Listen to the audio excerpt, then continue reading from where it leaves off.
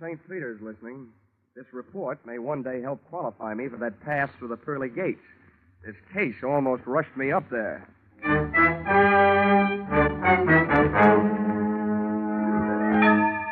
This is another adventure of America's fabulous freelance insurance investigator, Johnny Dollar. At insurance investigation, Johnny Dollar is just an expert. At making out his expense account, he is an absolute genius.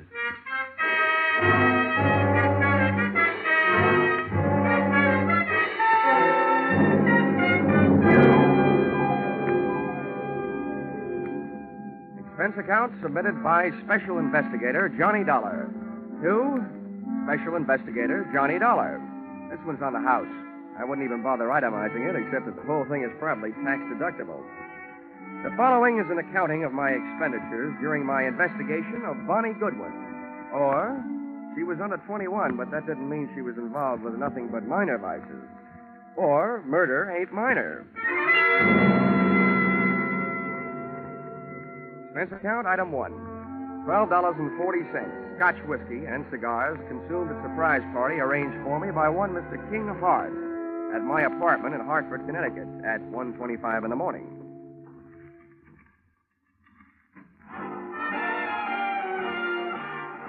Well, who are you?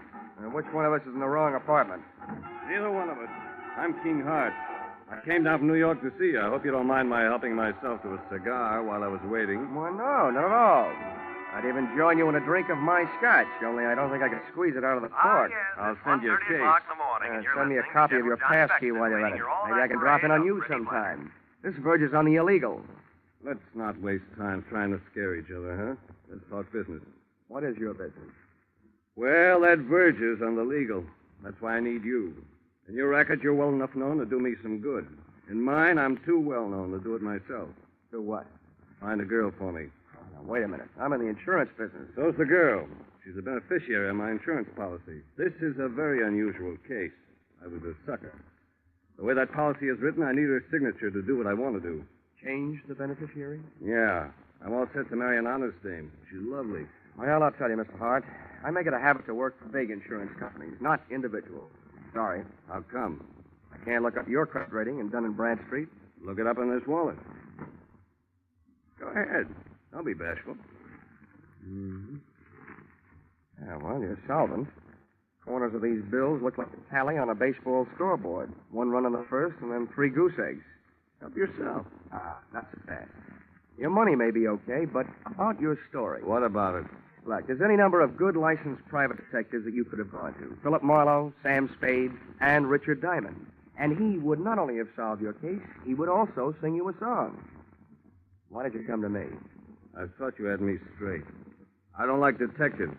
I'm allergic to coppers, pro or semi-pro. So's the girl. Look, Dollar, all you have to do is find the girl, get her signature on the form, and bring it back. Is that so tough? Now, my wisdom tooth still finds it a little tough to chew. I'd like to see the policy. Sure, I brought it with me. Here you are. Wow, this is a motive-sized policy. $100,000. How'd you ever get it, Mr. Hart? When I took it out, I was a haberdasher. Specializing, no doubt, in bulletproof vests styled by Hart, Schaffner, and U.S. Steel? Oh, yes. Beneficiary, Bonnie Goodwin. That's her. Well, before I can start looking, I should know where she stopped being around. Chicago. You'll find that and a lot of other stuff about her stapled to the back of the policy. My, you're the very model of efficiency. I should be. As a model prisoner, I ran the accounting department at Leavenworth for 5 years. Thanks for not being bashful about your past. Makes it easy for me not to be bashful about asking you for something. What's that? My assignment in writing. I just don't want anybody to get the wrong idea about my association with you. That's okay. All right. You'll pay for the ticket. I guess I'm ready to take the ride. How much? A $3,000 retainer, and I'll bill you for my expenses. It's a deal. And don't hesitate to travel first class. Don't worry, Mr. Hart. Don't worry.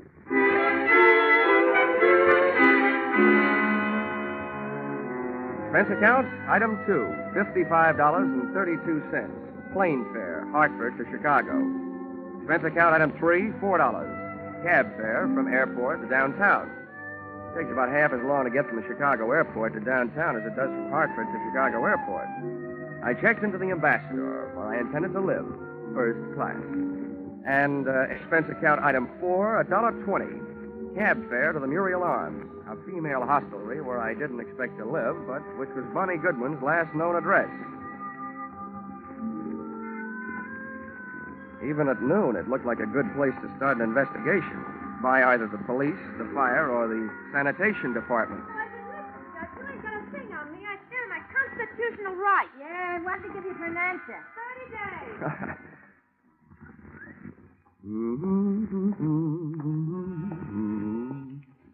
She is a callback after 4. Hello, Muriel Arms. I'm sorry, Miss Graham left a no disturb until 2:30. Hello, Muriel Arms. Call back after 2:30, please. Pardon me? Muriel Arms. No, she isn't. She'll be back in 5 days. Hey! Yes, sir. Where can I find the room clerk? That's me. Oh, good. I'm looking for a girl who used to live here. Her name's Goodwin. You remember her? Oh, the little princess. Yeah, I remember. I'm trying to forget her. Well, I'm trying to find her. You know where she went from here? No, and I don't care. One of the girls said she saw her hanging around Emma's place. That's over on West Street. You'll hear it before you see it. I'm sorry, mister. That's all I got time for. These calls are piling up. Hello, Muriel Arms.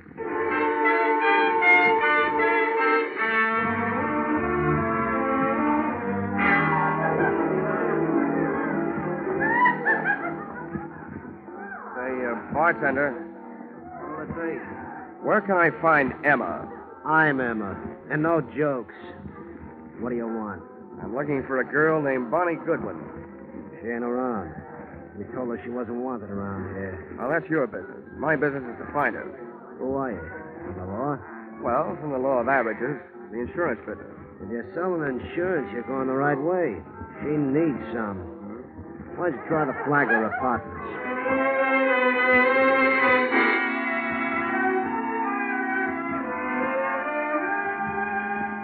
Not only did the Flagler Apartments fail to produce Bonnie Goodwin, but so did about 18 other wayward way stations scattered from the Loop to the far north side. She was an easy girl to follow, but a hard girl to find. One of the things I learned along the trail was that Bonnie's Hart was apparently no express train. It made a lot of local stops. And one of the things I was reminded of during the teacher's search was a philosophy passed along to me at a tender age by an old Pinkerton operative. He said, being a detective is 90% legwork, just like being a mailman with no address on the letters.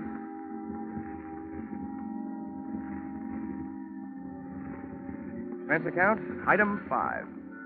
$14.95, shoe leather. My brogans and my nerve ends were worn to a frazzle by 8 o'clock that night when I went sniffing up my latest lead, which took me to the desk of a tasty little flea bag on Dearborn. Oh, it felt like you were picking up the 7-year itch just walking into the lobby. Hiya, Sonny. Are you looking for somebody? Yeah, and if I don't find her soon, I think I'll just sit still and let her find me. One of your guests, Bonnie Goodwin. You know her? As much as I know any of them, I guess. Is she still here? No. Well, do you know where she is? No, all I know is she moved out of here. Because I asked her to this morning. Tell me, what makes this kid so popular? She makes me nervous. I don't like the people she brings around. You mean me, Grandma? Or do you mean you don't like her choice of friends? I didn't say they were friends. No, I'm through talking. Beat it. Now, wait a minute. I've got to find Now, her. listen, little boy. I'm awful good at not talking when I don't feel like it. And right now, I don't. Save yourself some time and get out of here. Okay. Now I know what was wrong with that little Red Riding Hood story. Grandma was the wolf. Boo! Oh, nuts. Hey, mister. What? Hey, I think I want to talk to you. Go away. Don't bother me. You were asking about Bonnie, weren't you? I'm a friend of hers. Oh? Well, where can we talk? Well, we better get away from this lobby window. Come on. Where are you headed? Out of town? Huh? Oh, the suitcase? Mm-hmm. No, I just came back for the last of our things. Bonnie and I took an apartment today. Oh, your roommate, huh? Yeah. What do you want with her? Wait a minute. Can you think of any good reason why 2 men should be following you? Where? Don't turn around. Where can I meet you? You're not going to leave me. Just long enough to get where we're going. Where's a good place? The hangover house on North Park. Who do I ask for when I get there? What's your name? Jenny Page. Why can't I go with you? I want to find out who's being followed, you or me. Now, there's a hack stand. You take the first cab, Yeah. I'll take the second. Bill and Darby take the third, and then we'll know. What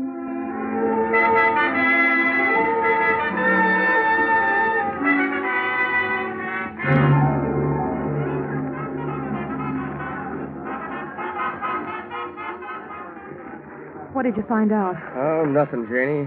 Those guys pitched me the biggest curve since Lefty Grove. What does that mean? Oh, we took 2 cabs, so they took 2 cabs. One of them followed me, so it figures one of them followed you. Any idea why? Now, wait a minute, mister. First, I got to get you straight. I just picked you up on a hunch because you don't look like the other ones. Who are you, and what do you want with Bonnie? My name is Johnny Dollar. My business? Insurance. Insurance? Who's dead? King Hart? Did I hear a hopeful note in your voice, Janie? Well, is he? Like in my business, I've learned never to give a definite answer to that question. But, as far as I know, he's still alive. He was when I saw him yesterday. He hired me to find Bonnie because he wants to get her name off his life insurance policy. As simple as that. That skunk. After what he put her through. You can file this question under N for none of my business, but just what did he put her through? He built her way up, and then he dragged her way down. And she's still too good for him, for anybody who works for him. I'm getting out of here. Maybe I told you too much about my business. Just enough. You're trying to help King Hart take away the only thing he left her. If I have my way, she'll never sign away the money from that insurance policy. Good night. This was the first chance I'd had all day to make anything happen. With a little luck, Janie Page was going to finally bird dog me straight to the little chick who had flown so many coops, thus making herself so hard to find. As she started down the 60-foot length of the long, narrow bar toward the back door, I saw 2 familiar hulks launch out of their chairs up near the front door. They were after her, and too big for me, our opponents from that game of taxi tag. So I set about stopping them. I took advantage of the narrow room, the big crowd, and a little bitty drunk. I hated to do it, but I had to turn the bottle baby into a bottleneck. I hope he was too numb to care. Hey, lay off the little guy. Well, he's about his own business. I saw it. Guys like you that Come on, let me like through here. Get out of our way. We're coming through. If you like mob scenes, it was a great go-round when it lasted. But it only lasted 40 seconds. And then we got upstaged by some off-scene action out in the back alley.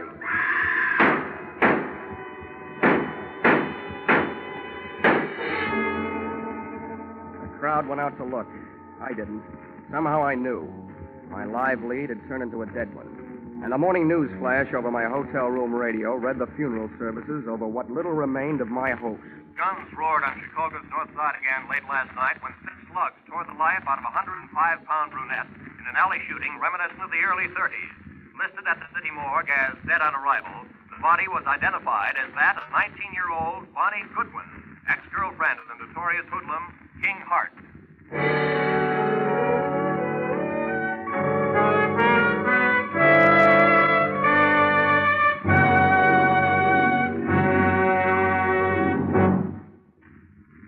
In just a moment, we'll return to the second act of Johnny Dollar. But first, a burly sea captain, a fashion designer, a neurotic young gun collector, and a wealthy socialite. One of them very much dead. These are the elements Police Commissioner Bill Grant faces in his adventure on Call the Police tonight. Join Bill Grant for the thrills of the chase as he sets out to solve the case of the hero's funeral. And then take in Sam Spade's latest two-fisted adventure, well spiced with wisecracks. Bill Grant of Call the Police and Sam Spade, like Johnny Dollar, are regular Sunday visitors on most of these same CBS stations. Now, with our star, Charles Russell, we return to the second act of yours truly, Johnny Dollar.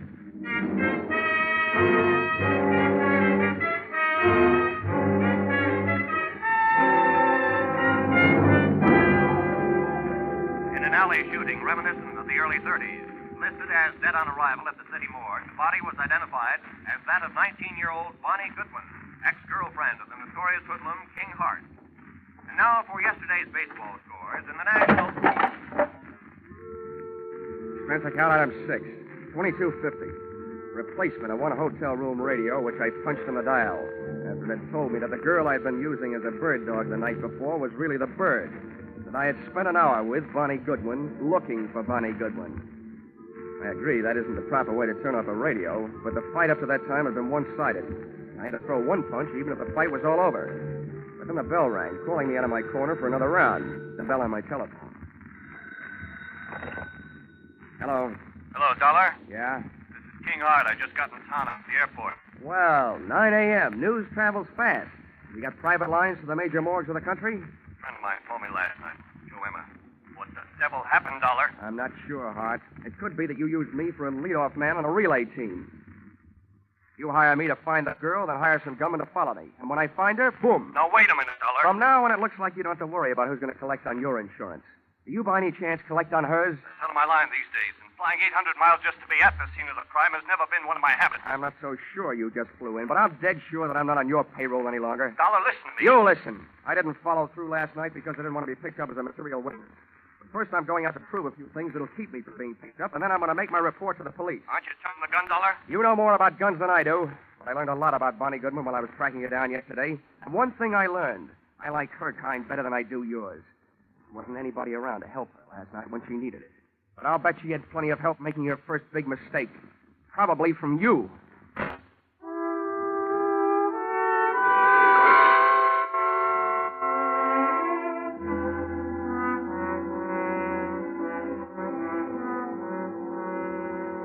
Any morgue is a masterpiece of refrigeration. Just thinking of one can give me a real cold chill. When I walk into one, I feel an icicle forming on each separate vertebrae in my spine. And when I start walking out of one, I feel the ice begin to melt. You do yourself any good? Maybe. Thanks for letting me go through a thing. Here, buy us a cigar. Oh, this I'll buy a box. It's a big tip. It should be. You've been a big help. I'd gone to the morgue to find an address, and I'd found it. In the suitcase, monogram BG for Bonnie Goodwin. I also found that the body had been identified by her roommate.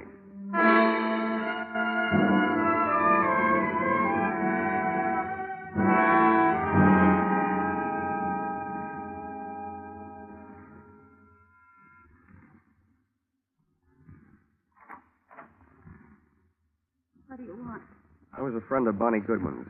I want to talk to you about her. You're no friend of hers. I knew them all. Leave me alone. There's nothing to talk about. She's dead, isn't she? Yeah. I have a pretty personal interest in it. Why? I was with her just before she walked into the alley. And you might be interested to know that she was using your name. How do you know? You don't know my name. Janie Page. So you're packing. I might be unpacking.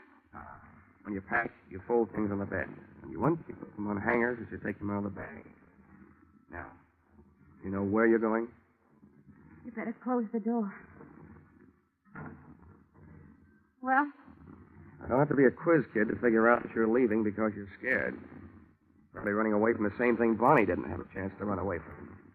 I'd like to find out what it is. Bonnie didn't have any big brothers looking out for her. What's your angle? I'll break it down for you. About 10% of my interest is keeping myself from being implicated in what happened last night. The other 90% might get me a merit badge in a Boy Scout troop. I'm just trying to do my good deed for the day. I'd like to see somebody get paid off. Who's your candidate? King Hart? He's one of the people she was afraid of. For a little girl, she had a lot of people after her. Did she double-cross too much, talk too much, or just know too much? She knew too much. About what kind of thing? The kind of thing smart people stay away from.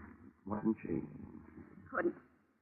For a girl being mixed up with the wrong people is an incurable disease. She just waited out. Mm-hmm. I see what you mean. You can't throw a bad reputation into reverse. You can stand a compliment. You strike me as being a gal who might have a better chance than most of busting into this unsmart set. I can't figure you out. What do you really want from me? What are you doing here? Who are you working for? I always feel sorry for you, kid. Particularly the nicer ones. Oh, who knows? Maybe I'm just being selfish. Maybe this is a good chance for me to show off in front of heaven.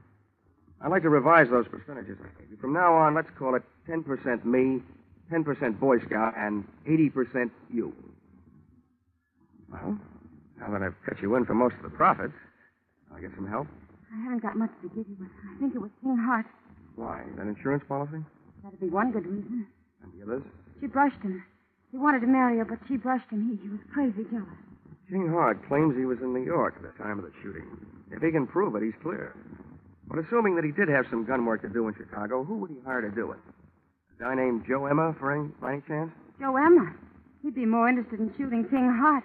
They split up over Bonnie Goodwin. Emma wouldn't leave her alone till after Hart got out of town.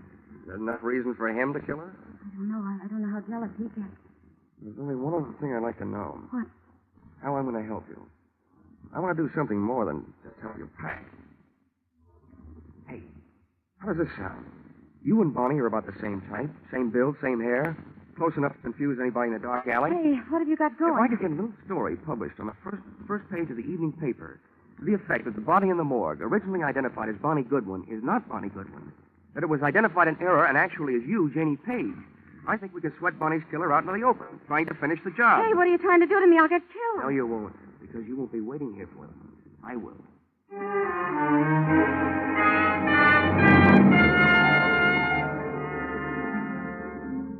Expense account, item 7, 5 cents. Phone call to an old newspaper friend. Expense account, item 8, another nickel, one evening newspaper. Which proved to me the power of having old friends, and which I hope would prove to me the power of the press. The story, including the girl's address, was right above the weather report. And it looked like a fair night for Chicago, but a stormy night for me.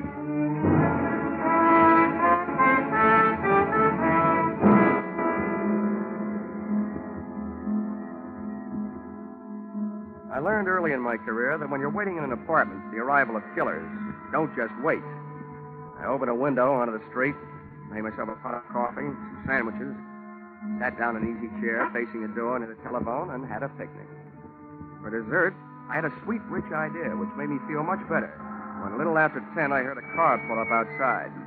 When I heard footsteps coming up the hall 20 seconds later, I took the telephone out of its cradle, dialed 1 to get rid of the telltale tone of a line not in use.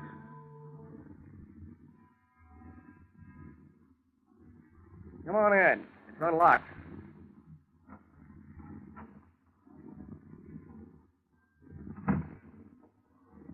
King Hart. Repeat, King Hart. What are you up to, Dollar? I'll tell you what I'm up to. At the other end of this phone line is a police lieutenant listening. He knows that you're here with me, so don't get rough. I don't care who's listening. Where is she? Who? You know who, Bonnie. That body down at the morgue isn't her. I wish I had this much luck fishing. People seem to bite easier. I suppose you're here because you missed her the first time. Don't be stupid. I'm trying to save her life. Where is she? She's sitting next to the lieutenant who's listening on this telephone. I don't believe it. Come on. You can talk to her. Okay. But you better be right. Here, take the phone. Right over the head. Oh!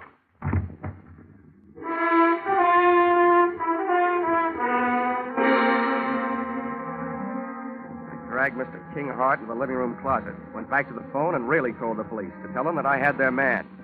I still had the phone in my hand when the apartment door opened, framing two masses of manhood, one of whom I knew. So this time, just to play safe, I said into the live phone, Joe Emma, and help her. Shut the door, Angie. Yeah. It ain't our insurance here. Who are you talking to with that telephone? Police. I just gave them your name. Hang it up. Okay? Pretty smart trick, I suppose. But I got news for you. What you just did ain't even evidence. But you ain't gonna be around to corroborate it. And we ain't gonna be here when the cops get here. Now, where is she? If you're looking for Bonnie Goodwin, your search is narrowed down. You've got the whole rest of the world to look because she ain't here. Too smart. Now, where is she? Hey, Emma. She's hiding in that closet there. The knob just moved. Oh? That's where you got her. Okay, Angie, stay on this guy. I'll take care of Bonnie. On out, sweetheart. I'm coming, Joe! Why, you?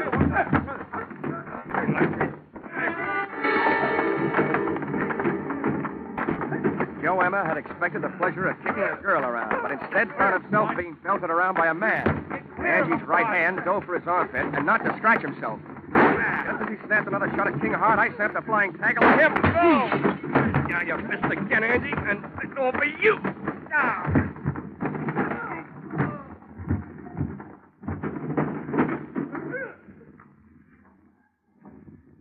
Congratulations, King. It's a delightful right hand you throw. Never mind that. Where's Bonnie? She's dead, Hart. I planted that newspaper story that she's still alive. I didn't read any newspaper story. I just came from the city morgue. That babe they got isn't Bonnie Goodwin. I never saw her before. Isn't Bonnie? Well, then why did... Oh. Emma kills her roommate in the dark alley by mistake. So Bonnie switches identities to make herself officially dead so she can live longer. Where is she? I want her back. I thought all you wanted was to get her name off that insurance policy. That isn't true. If I wanted an insurance investigator to find her, what else could I tell you so you take the case? I want her back. You'll have to make up her own mind about that. For you, I'm not playing Cupid. I'll tell you what I'll do. You tell me all the sweet, pretty things you want to say, and I'll repeat them to her.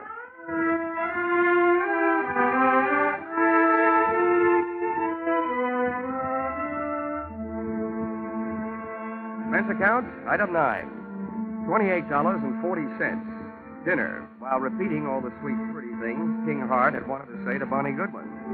And telling her all the unsweet, unpretty things I felt about his kind of guy. Don't worry, Johnny. I'm not going to him or anybody like him. Well, where are you going? Back to my hometown, I guess. Your hometown didn't seem to do a very good job of giving you a start the first time.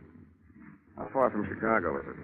It's only about 28 miles north of here. Here. Here's an envelope.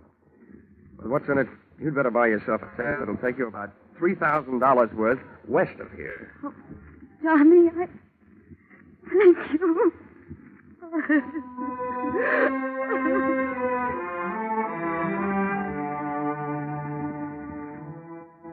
Expense account, item 10, 20 cents. 2 beers, one for me and one for King Hart. I told him that his money was taking Bonnie on a little trip back to happiness. And he told me that if I ever expected to collect any expense money from him, I knew where I could go. Expense account total, $163.55. You'll notice that this is very low, but remember, I'm paying this one myself. Yours, very truly, Johnny Dollar.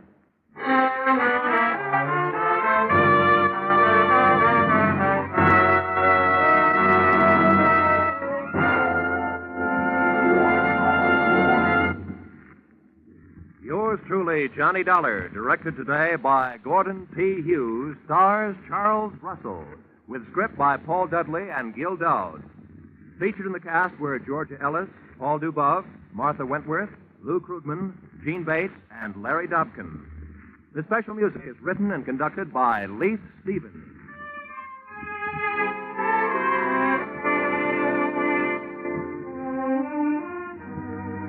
Be sure to be with us at the same time next week when another unusual expense account is handed in by Yours truly, Johnny Dollar.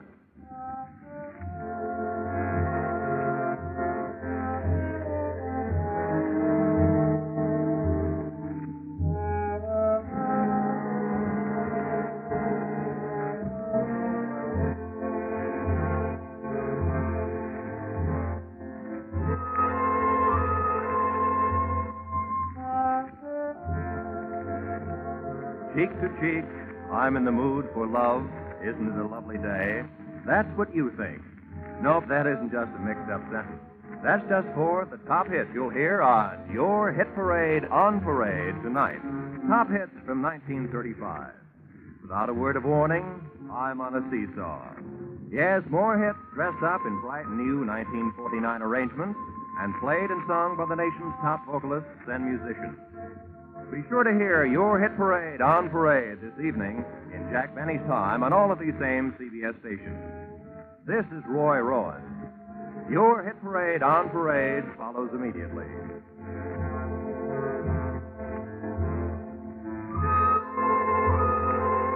This is CBS, the Columbia Broadcasting System.